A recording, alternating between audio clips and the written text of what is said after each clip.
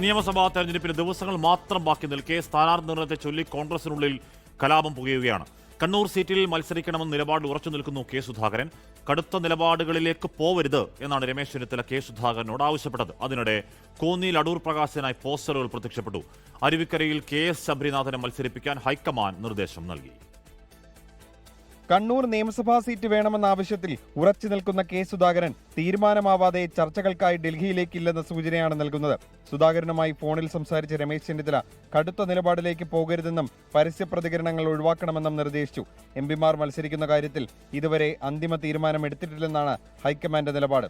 High command is not giving any decision yet because he is not only MP but he is a working committee member also.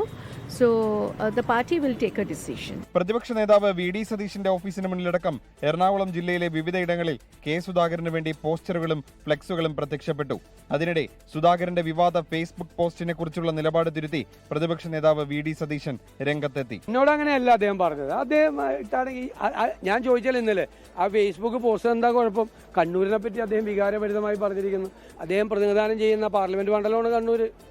അതിനേക്കാളും വലുതാണ് കണ്ണൂർ ജില്ല എന്ന് പറയുന്നത്. കോന്നിയിൽ അടൂർ പ്രകാശിനെ തഴഞ്ഞാൽ പ്രത്യാഘാതം ഗുരുതരമായിരിക്കുമെന്നും DCC ഓഫീസിന് മുന്നിൽ പോസ്റ്റർ പ്രത്യക്ഷപ്പെട്ടു. അതേസമയം അരുവിക്കരയിൽ കെ എസ് ശബരിനാഥിനെ വീണ്ടും മത്സരരംഗത്തിറക്കാൻ ഹൈക്കമാൻഡ് നിർദ്ദേശം നൽകിയിട്ടുണ്ട്. സ്ഥാനാർത്ഥി പട്ടിക പുറത്തുവരാനിരിക്കെ നേതാക്കളുടെ വ്യക്തിപരമായ താൽപര്യങ്ങൾ കോൺഗ്രസിനെ കടുത്ത പരീക്ഷണങ്ങളിലേക്കാണ് നയിക്കുന്നത്. സുധാകരന്റെയും അടൂർ പ്രകാശിന്റെയും കാര്യത്തിൽ എടുക്കുന്ന തീരുമാനം വരാനിരിക്കുന്ന തെരഞ്ഞെടുപ്പ് ഫലത്തെയും ബാധിച്ചേക്കാം. കണ്ണൂരിൽ നിന്നും അജീഷ് ജയകുമാർ, 24. ലോകത്തെവിടെയായാലും ഏത് സമയത്തും 24 വാർത്തകളും ഓഗ്മെന്റഡ് റിയാലിറ്റി പാക്കേജുകളും എക്സ്പ്ലെയിനറുകളും വിശദമായി കാണാൻ ഞങ്ങളുടെ യൂട്യൂബ് ചാനൽ നിങ്ങൾക്ക് സബ്സ്ക്രൈബ് ചെയ്യാം.